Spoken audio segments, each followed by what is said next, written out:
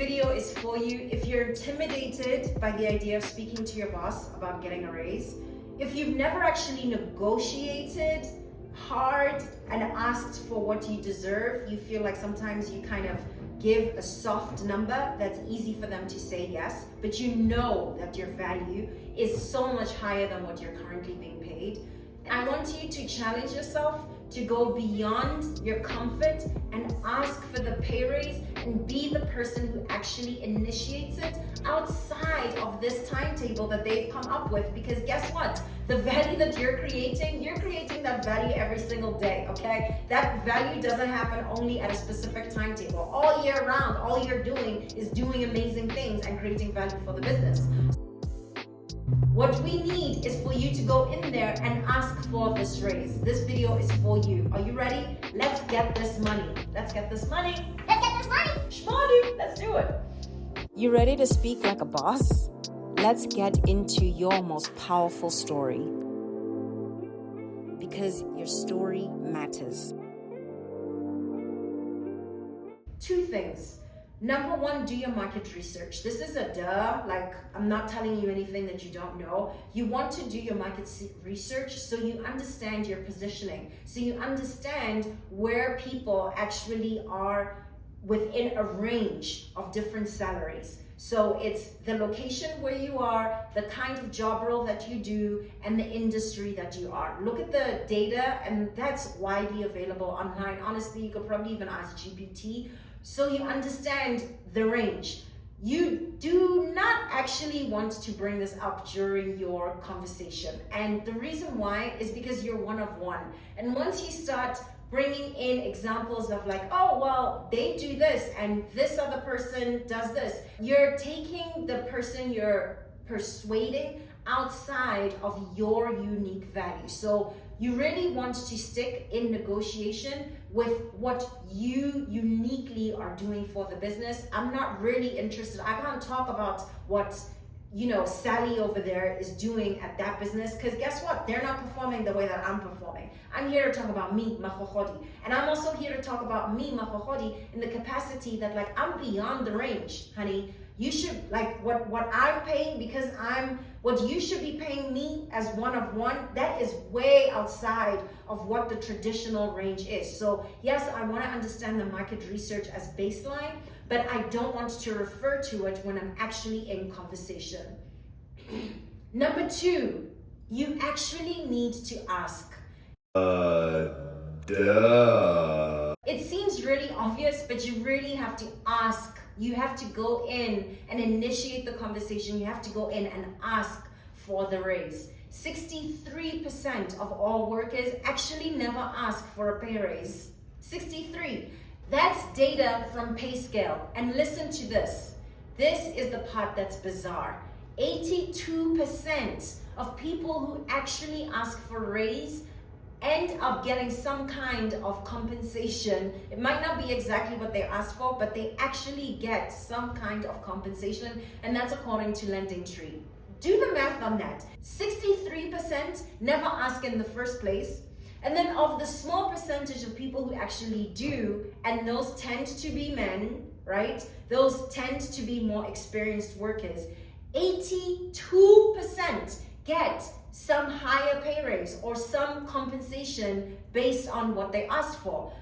I also want to underscore this thing that like most of the people in the bucket of 63% who never ask, they look like this woman. They are women and they are on the younger side. All right, I'm 42. I'm a lot more experienced. And if you've never asked and you're a little bit older or you're further into your career, there's always this opportunity right now to start earning your full potential.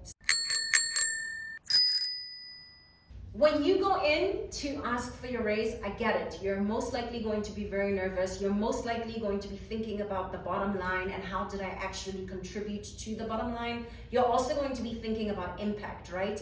Towards like the company culture and things that sometimes are not as easily measurable as profit. I really want to encourage you to think about all that data and how you can anchor it in storytelling. Make it simple and clear and followable, like a children's storybook, how you actually transform things for the business. Because people hang on to data very differently than how they hang on to stories. Stories are sticky in our minds. They're actually in our DNA for how we digest information. And data is so important because you're arming the person who is in the decision-making role to be able to basically do like a cost-benefit analysis, right? But at the same time, like, you need to tell a story of what you have done and how that has shifted things. So don't go in there only with bullet points that's full of all of this amazing and impressive data. Think about what story that data tells. Think about the pain points that that data addresses.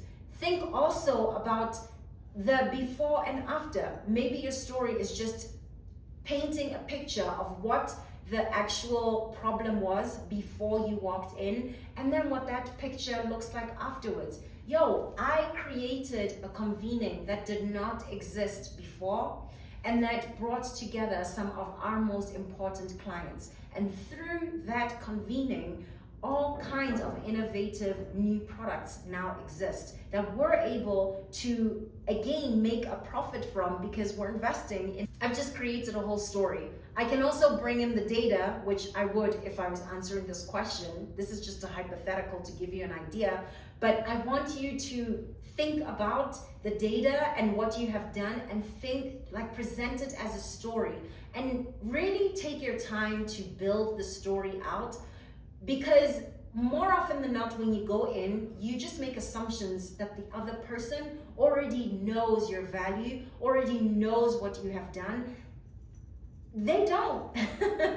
They don't, because they're focused on what they're trying to get done and what their agenda is. They know when you're slacking, trust me, like, you will hear about that, but it's your job to paint the picture of all of the good that you've done, of all of the wins that you have had for the company. So take your time in creating this story, this narrative that makes it crystal clear. When they walk away, when that meeting is finished, you need them to be able to repeat what you have done, what the victories you've won for the company are. You need them to be able to repeat that to probably another team that makes the decisions, the final decision points on who gets raises and who doesn't. So the way that people will remember is through a story. It's not through like, oh, let me just flood you with all this data set. That's not how. So take your time in this and really craft a compelling story. Give them a payment plan. When you're on stage and you're selling an idea, you have to have a call to action. In this case, your clear call to action is give me a raise. That's it. If you're in an interview, it's here's the number that I feel is commensurate with me coming into this job and doing a kick-ass job, okay? And it's much higher than the market research because of XYZ that I've just laid out. So you have a very clear call to action. But when you're on that stage and you're speaking in public, you also understand not everybody is necessarily going to be ready to take that call to action immediately, which is why you always make it easy for them to contact you and to build a relationship with you beyond this one particular event. What do I mean by that in this context? What I mean by that in this context is put them on a payment plan. The thing that you should know is no might be an answer, okay? And you need to have a rebuttal to that no. And before no is an answer, even if yes is where they're going to, they may have some reasonable objections or some reasonable roadblocks in between. And your job is to be able to anticipate some of the things that they're going to say about why maybe it's not the 50% increase that you wanted on your pay raise. Maybe it is a 20% increase on your pay raise, right? You need to have smart talking points that address all of those issues. And here's the thing, you really need to have a plan of how we can build towards the vision that I have of what my actual full value is. So I would love to revisit this conversation when if somebody says to me something like, oh, all of your points are valid. Yes, you are a star player here. We really love having you, and we just don't have the budget right now. We're not able to make the budget right now. Okay, that's an opportunity for me to come back with the payment plan that I'm going to put you on.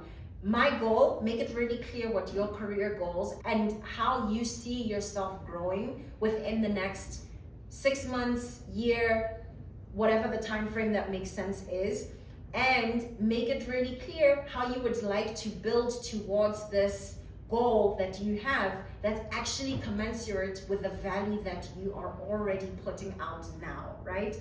What you're doing in that instance is you're opening another door, and you're making this conversation something that's ongoing, something that's not a shut door. And you're also letting them know, listen, I have options. This is not the only place where I know I can earn my full worth. You definitely should be seeding in their mind that this person is here to win. And if they're not going to win here, they're going to move somewhere else where they can get what they need in order to win. And one of the other things I want to encourage you to think about is, what can you put on your payment plan that doesn't necessarily look like hard figures, but looks like a huge win to you? Is it flexible hours, right?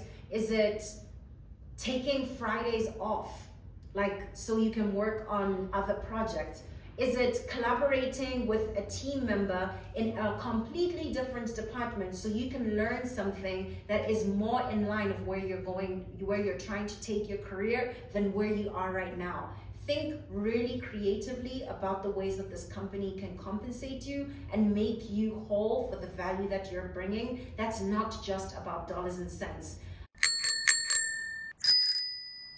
I want to be really clear. Making money, like these businesses, especially as hard as you work, you should be and want to be compensated in hard cash.